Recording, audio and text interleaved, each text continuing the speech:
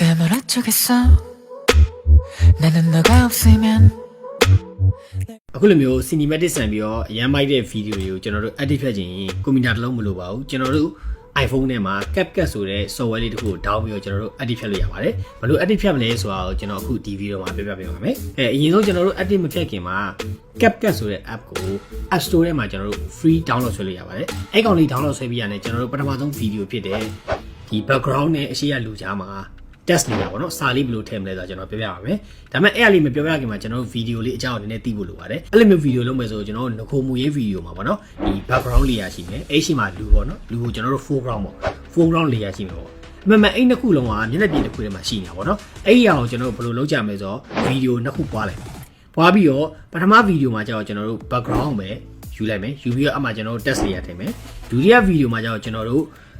CapCut မှာပါတယ် feature တစ်ခုဖြစ်တဲ့ကျွန်တော်တို့ remove background ဆိုတာနဲ့ကျွန်တော်တို့အနောက်က background ဖယ်လိုက်ရင်လူပဲကြံခဲ့မယ်။အဲ့ကြရင်ကျွန်တော်တို့ခုန test ထည့်ထားတဲ့ background ပေါ့နော်။အဲ့ background မှာကျွန်တော်တို့လူပဲပြင်ပြီးတော့ကတ်လိုက်တဲ့အခါကျရင်ကျွန်တော်တို့လိုချင်တဲ့ result ရမှာပေါ့နော်။ကျွန်တော်အရင်ဆုံး CapCut ထဲဝင်ပြီးတော့လုပ်ပြပါမယ်။ဒီဆုံးကျွန်တော်ဒီ CapCut ထဲဝင်လိုက်မယ်ပြီးကျွန်တော်တို့Wi-Fi တောင်းဖို့ data လည်းဖွင့်ထားဖို့လို့ပေါ့နော်။ဒီဆုံးကျွန်တော်တို့ဒီ new project တစ်ခုပေါ့နော်။ကျွန်တော်ဆောက်လိုက်မယ်။ဆောက်ပြီးတော့ကျွန်တော်တို့လုပ်ချင်တဲ့ video ကျွန်တော်တို့ယူလိုက်မယ်။ပြီးတော့ကျွန်တော်တို့ဒီမှာပေါ့နော်ပထမဆုံးလုပ်ရမှာတော့အနောက်က CapCut logo ကျွန်တော်တို့သွားပြီး delete လိုက်မယ် delete ပြီးတော့ကျွန်တော်ဒီ video ပေါ့ဒီ video မှာဆိုကျွန်တော်တို့အနောက်က background ရဲ့အရှိအကောင်မလေးပေါ့နော်အဲ့ဒီနှစ်ယောက်ကြားထဲမှာကျွန်တော် test တင်ပါပေါ့နော်ဒီတော့ကျွန်တော်တို့မလုပ်ကြမလဲဆိုတော့ဒီမှာကျွန်တော်ထိတ်ကျင်တဲ့စာကိုကျွန်တော်အရင်ရေးမယ်ပေါ့နော်အရင်ရေးမယ်ဆိုတော့ကျွန်တော်ဒီမှာတစ်ခုခုမှာဆိုကျွန်တော်ဥပမာအားဖြင့်ကျွန်တော် fashion လို့ရေးလိုက်ပါရေးပြီးသွားရင်ကျွန်တော်တို့ဒီမှာပြောင်းကျင်တဲ့ font တွေ style တွေပြောင်းလို့ရတယ်အဲ့တော့ကျွန်တော်ဒီမှာ font ရွေးလိုက်မယ်ကျွန်တော်ချိန်တဲ့ font တစ်ခုရွေးလိုက်မယ်ပြီးကျွန်တော်ဒီຢာလေးကို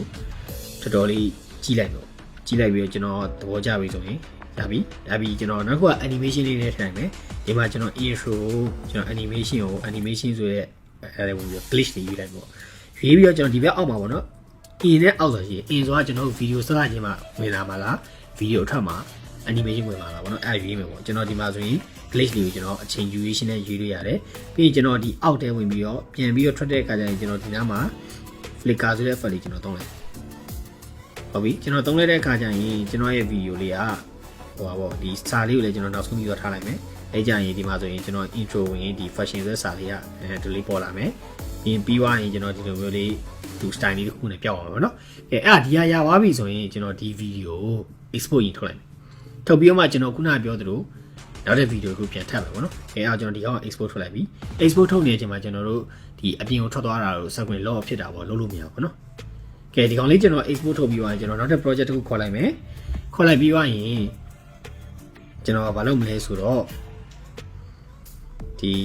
ကျွန်တော်ခုန test ထည့်ထားတဲ့ကျွန်တော် export ထုတ်ထားတဲ့ video လေးကျွန်တော်ပြန်အပ်လိုက်မယ်ကဲကျွန်တော် export လုပ်ထားတဲ့ video လေး app ပေါ်ရနော်အဲ့ကြရင်ကျွန်တော်အရှိမဒီစာလူရဲ့အရှိရောက်နေအဲ့တော့ကျွန်တော်ဘယ်လိုမျိုးလုပ်မလဲဆိုတော့ကျွန်တော်ဒီမှာ CapCut မှာဒီအောက်မှာ overlay ဆိုတဲ့ feature လေးပါအဲ့ overlay လေးကိုကျွန်တော်နှိပ်လိုက်မယ်နှိပ်ပြီးတော့ကျွန်တော်ထည့်ချင်တဲ့add overlay နဲ့ပေါ့အဲ့မှာဘာဗီဒီယိုထည့်ရမလဲဆိုတော့ကျွန်တော်ပထမဆုံးစာမထည့်ခင်ဗီဒီယိုလေးပေါ့နော်ကျွန်တော်စာမထည့်ခင်ဗီဒီယိုလေးကိုကျွန်တော်ထည့်လိုက်မယ်ထည့်လိုက်တဲ့အခါကျရင်ကျွန်တော်စာထည့်ထားတဲ့ဗီဒီယိုရဲ့အပေါ်မှာစာမထည့်ထားတဲ့ဗီဒီယိုရောက်သွားပြီအဲ့ကြမှာကျွန်တော်ကဒီ site ကိုချိန်ပြီးသွားရင်ဘာလုပ်မလဲဆိုတော့ကျွန်တော်ခုနကပြောတဲ့ CapCut မှာပါတဲ့ feature ဖြစ်တဲ့ remove background ဆိုတဲ့ဟာလေးကျွန်တော်ရှာလိုက်မယ်ရှာပြီးတော့ကျွန်တော်ဒီမှာသွားပြီးတော့တောင်းလိုက်မယ်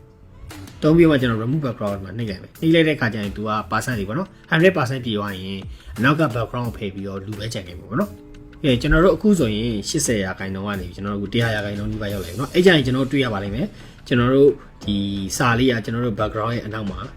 ရောက်နေတာကျွန်တော်တို့တွေ့ရပါလိမ့်မယ်ဒါပေမဲ့ကျွန်တော်တို့အခုနေကျွန်တော်တို့ဒီ sequence နဲ့မှာသွားနေတဲ့အချိန်မှာတော့နည်းနည်း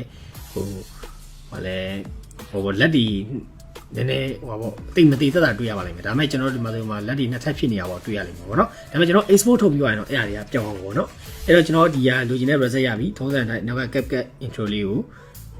နောက်က CapCut outro လေးကိုကျွန်တော် delete လိုက်မယ်ဆိုရင်ကျွန်တော်လိုချင်တဲ့ result ရပြီဆိုတော့ကျွန်တော်တို့ဒါလေးကို export လေးထုတ်လိုက်မယ်ဒါဆိုရင်တော့ကျွန်တော်တို့လိုချင်တဲ့ video လေးရောက်ပါပြီဒါဆိုရင်တော့ဒီဗီဒီယိုလေးကိုကြည့်ပြီးတော့ CapCut ကိုအသုံးချပြီးဒီတက်ပို့ပြီးတော့မိုက်တဲ့ဗီဒီယိုလေးလုပ်နိုင်မယ်လို့ကျွန်တော်မြင်နေပါတယ်နောက်တဲ့ tricks လေးလည်းကျွန်တော်တို့နောက်ဗီဒီယိုမှာအများကြီးပြောပြအောင်ပါမို့လို့ကျွန်တော်တို့ iSure page ကို like and follow လုပ်ပြီးဖို့ကျွန်တော်တောင်းဆိုချင်ပါတယ်မရှင်းတာရှိရင်လည်းကျွန်တော်ဒီ post ရဲ့ comment အောက်မှာမေးထားလို့ရပါတယ်ကျွန်တော်အချိန်မီပြန်ပြောပြပါမယ်အားလုံးပဲနောက်ဗီဒီယိုမှာတွေ့ပါမယ်